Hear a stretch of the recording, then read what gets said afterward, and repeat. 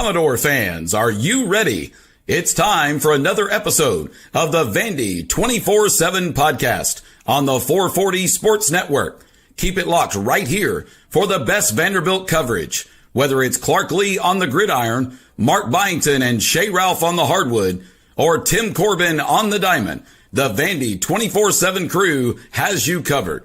If you haven't subscribed yet, please do. Also, like this video and subscribe to the YouTube channel. That's free and easy to do. Follow the crew on Twitter, Apple Podcast, and Spotify for podcast episodes. Lastly, if you're interested in sponsoring the show, email Chris Lee at chrislee70@gmail.com. And now, pull up a chair. It's time for another episode of the Vandy 24/7 podcast. Welcome to the Vandy 24/7 podcast. I'm your host, Billy Derrick, as I am here to recap Vanderbilt's 81-76 loss to Tennessee. We're going to get Joey Dwyer in here live from Knoxville shortly. Feel free to chime in with your comments and your questions. We'll try to get to all of those, try to answer your questions after a tough loss for Vanderbilt. Before we get into the game, I do want to mention the Wash House, our presenting sponsor for basketball season. Are you dreading laundry day? Is it stealing time to do the things that you truly enjoy? Well, let the laundry professionals at the Wash House take care of that for you. They've got 2 locations in Nashville. Just drop off your dirty laundry, and their professional attendants can give you back the one thing you can never have enough of, your time. Within 24 hours, you can pick up your nicely folded, fresh, and clean laundry ready to be put away. Log on to washhouseclean.com or stop in today and get your time back. Daniel chimes in, says, screw the refs. I know there will be a lot of referee complaints today, and I have a complaint that I'll voice, but again, I think it's been a common theme throughout this SEC season where a game will start very physical in the first half, and they let a lot go, and then the second half will completely change. The second half, they start getting touchy. The referees start calling just about every foul. I mentioned on the board in the second half at one point, it felt like the refs were calling everything. They completely switched. And I am with you, Daniel. I thought they overcorrected, but they have been doing that a lot this year. So it's not, I don't think it's anything new. But we will talk a lot about that. Knox Tootal, another 50 points allowed in the second half. That's a problem. That is a big problem for Vanderbilt. And, you look at this game, guys, and again, number one, it's hard to beat Tennessee in Knoxville, right? I think it was going to be hard no matter what. But Vanderbilt got up 16 in the first half. Things were looking good, and, the vibes are high. They put up 44 in the first half, the most Tennessee has given up all season in the first half. But the second half, like a lot of these losses in the SEC for Vanderbilt, was completely different, where they may get up big in the first half, but they just can't hang in there in the second half. And again, I think we've got Joey in here. Joey, can you hear me? Yeah, I got you. Well, it's an interesting game. I mean, obviously Vanderbilt started hot, went up by 16 there in the first half, but Tennessee. Gotcha. 1 second. Joey's got an interruption. We'll get Joey back in here. But up 16 in the first half, that's it. You can argue that it's hard to lose, if you're Vanderbilt in that spot, but Tennessee's number 5 team in the country for a reason. And, they're going to find a way to win. And, you look at the stats, Vanderbilt was, they were the aggressor, especially in the first half. They ended up out rebounding Tennessee 31-30. Obviously, it wasn't by much. Neither team turned the ball over a ton. The second chance points, Vanderbilt had 9, Tennessee only had 4. And then you look at the 3-point number, Tennessee started shooting the ball really well. That was a big difference in the game. Ziegler hit a few big threes there in the second half. And, the 3-point percentage for both teams was pretty similar. Vandy shot 44%, Tennessee shot 43%. I thought there were a couple of big free throw misses for Vandy. Jason Edwards missed a couple. He was 2 for 4. I thought those were a couple of big misses. Jalen Carey was really good from the line. He was 7 of 9. Jason Edwards did everything he could to keep Vandy in this game. 24 points, 6 of 10 from deep. I think a big story in this game, though, is Carey and McLaughlin fouling out. And that has happened too often. And we got some good comments in here. That has happened a little too often in these big-time SEC games. Damani says, no moral victory, but we fought well. Barnes is the Hall of Fame coach, and they have a top NIL center, which hurt us with our bigs in foul trouble. Yeah, that's a good point. They really went down low to Okpara a lot there in the second half, and they shot the ball well. Tennessee started making shots. And at the end of the day, it's hard, especially in Knoxville, to end up winning the game if you're Vanderbilt. I think we've got Joey Dwyer back in here with us. Did they kick you off the court? Apparently, the women's team is having practice on the court. I've never heard of that after a men's game. That's crazy. Yeah, so they're clearing the facility. Hey, you're still there. Still looks like you're up in the concourse. I can still see a little bit of the court. But, Joey, I'll give you the floor. We've got a lot of comments in here. We've got a lot of complaints about the referees. Your reaction to what you witnessed today in Knoxville? Yeah, I thought it was a heartbreaker for Vanderbilt. Obviously up 13 at the half, as I'm sure you've mentioned. Mark Byington said he was disappointed in the second half energy today. And, I mean, there's only so much this team can do with only two bigs, too. I asked him, how do you kind of sidestep foul trouble in your front court? And he goes, well, I'd like to have another big. And I think that's kind of what he's dealing with right now. They are what they are. And it's really tough to come in here and win. Mark Byington did say that they're a step or two away maybe from succeeding in a place like this, but they're just not there yet. I thought Jason Edwards was excellent. I thought Jalen Carey gave him some really good minutes, but man, he wasn't available for the last 4 minutes, and that could have been the difference in the game today. Tennessee shot 65% from the field in the second half, and to me, that's the difference in the game. You look at the first half and the second half, completely spinning images of each other, right?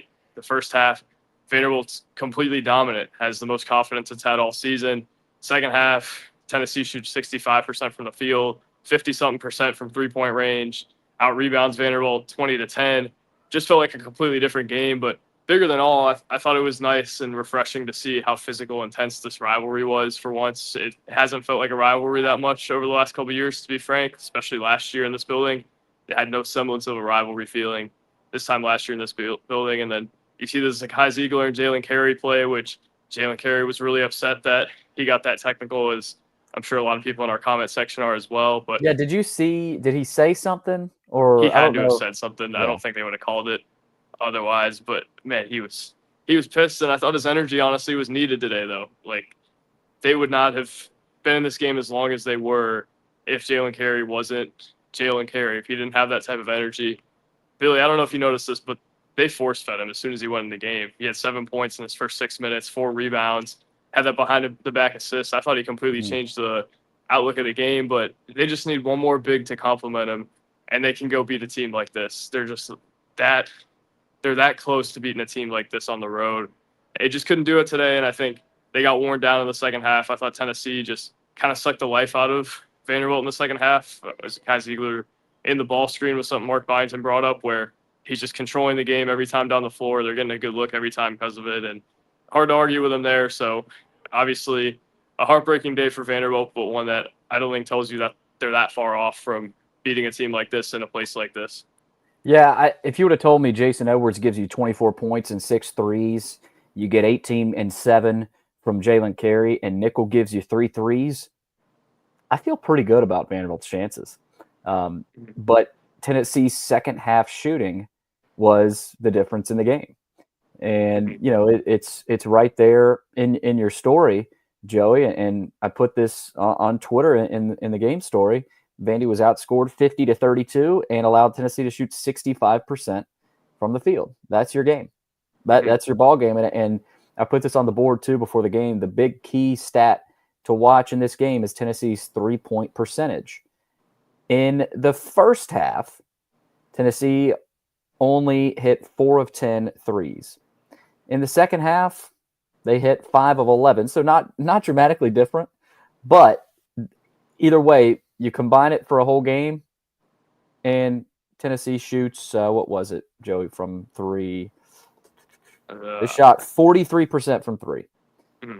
If that was in the 30s, I think Vandy may win this game, but Tennessee shot the ball well, specifically in the second half. They got it down low to Akpara, and they were able to bully Vandy in the second half, right? And Yeah. I think the big thing is Vandy is not good enough to feel comfortable with a 16-point lead against a team like this, right? And I think we've known that, but a lot of the losses have been because McLaughlin and Carey get in foul trouble. And this team just they get stuck in a hole. But a big number, you talk about McLaughlin, how he fouled out. He only had 2 rebounds. Thought Tennessee really, really limited him. He only had 2 shot attempts in the entire game. He only played 18 minutes. Right. And I felt like that was a big key in this game. McLaughlin needs to be a factor for this team. 0 points. And I think you see how important he is to this team, Joey. And even when he was in the game today, it wasn't great. I thought he was active. I'm not going to sit here and say he was bad. But, man, it's a big difference when he scores 0 points and, only has 2 rebounds and only plays 18 minutes.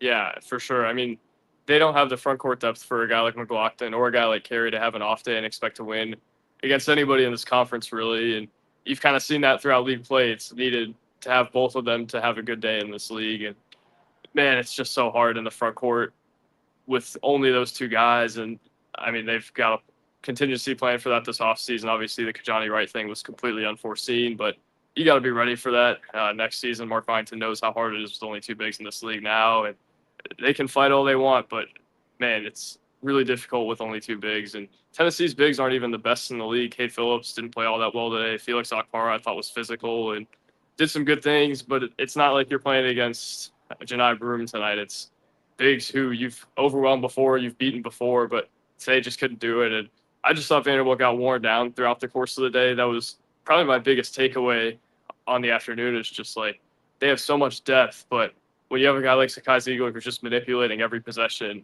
and Tennessee's hitting big shot after big shot, you have the Chaz Lanier one on this end, the Jemai Meshack one on the play Ziegler made Edwards fall on.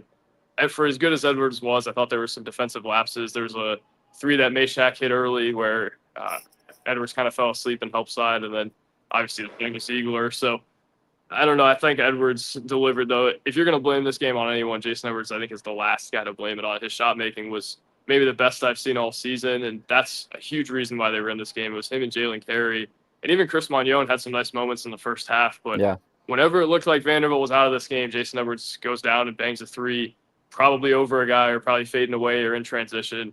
He was excellent today, and that's not a guy to blame for this. But Vanderbilt's just missing 2 or 3 plays to beat a team like that. It's missing probably 1 guy in the front court, and maybe you go get a game like that. But overall, Billy, it's just the second half, and that's a huge, huge worry for me at this point. Like, the fact that we don't think a 13-point lead at halftime is safe for this team, I think is a concern. I think in March, you have to have good teams who are able to secure leads.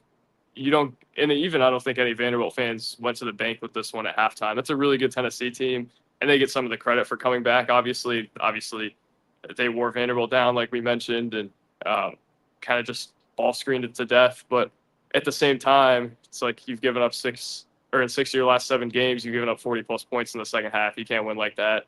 And that's what happened tonight. Heath makes a really good point. Meshack hitting a couple of 3s hurt, and usually that's the dude you'd pick to shoot him. And Vandy did kind of leave him wide open. And, I'd love to know his 3-point shooting percentage on the season.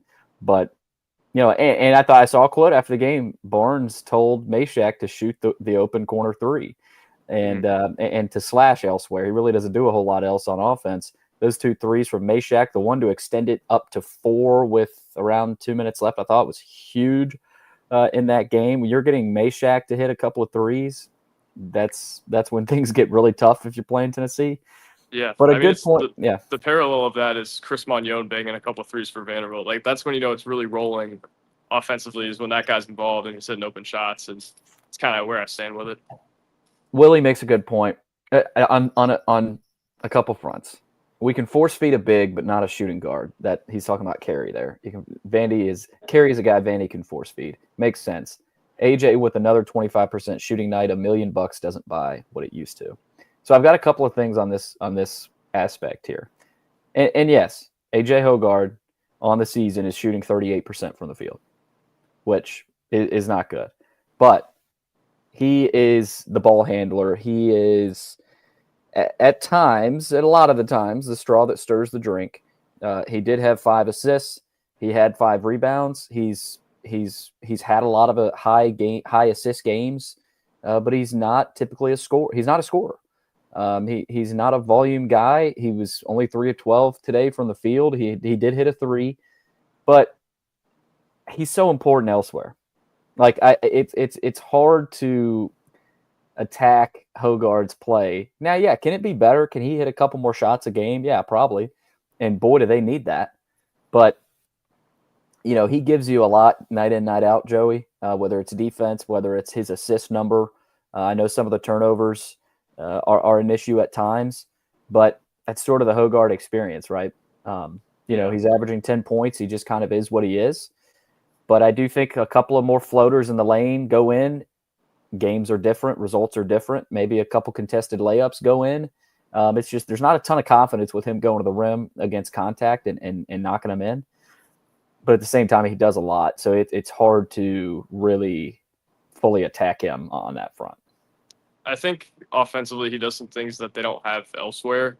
So they have to be relying on him in a lot of ways. And I think at times that hurts them. Billy, while I'm talking, can you pull up his game logs from ESPN and see how many double-digit games he's had recently? Because I don't think it's a ton. So that's kind of my thing is like, I thought he would be more consistent than he has at this point.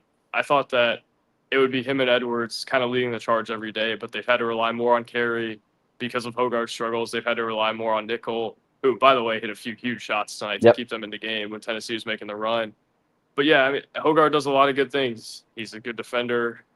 Obviously, the initiator of the offense, they need him on the floor to be able to do those things, but he's trying to get to the bucket and he's trying to make stuff happen. I think a lot of the time he can force the issue, though, and him not being as consistent as they needed to be has really hurt them at times. And I wonder what they get from him in the most important games of the year, because I think a lot of those games are going to hang in the balance by whether Hogarth goes 3 for 12 like he did today or if he goes 6 or 7 for 12. Yeah, he's got 8 games in double figures this season.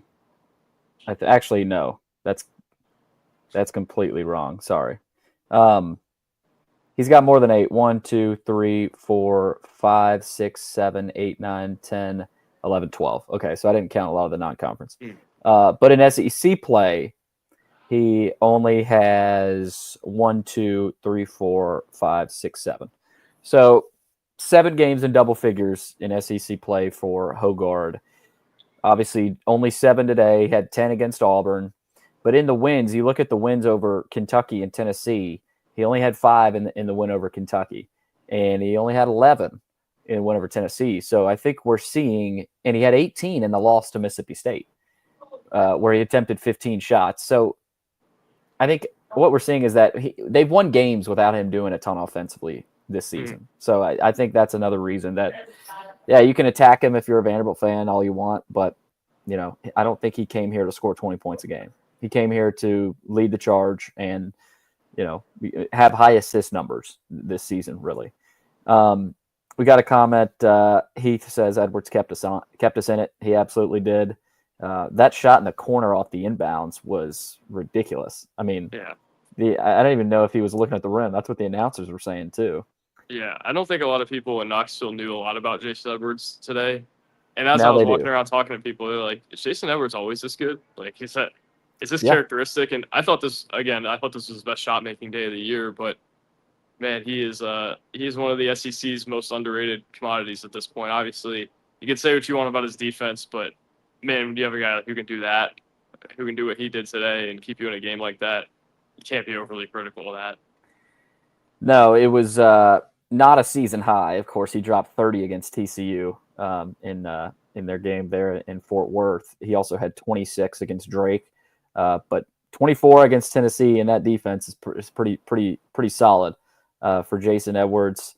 Knox too tall. This is 3 of 4 where they've given up a 50-plus point half. Yeah, I mean something like that. That's where this team's at. They're not great in second halves against SEC teams in general. I don't even think you have to say elite teams, but that's the weakness of this team in the second half.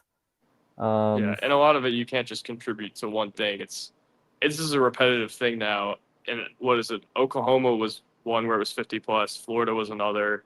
Today was another, and they must have had one or two others. Can't think of it off the top of my head, but I mean that's got to be fixed, and that's something that you can't do as a tournament team and expect to win in March.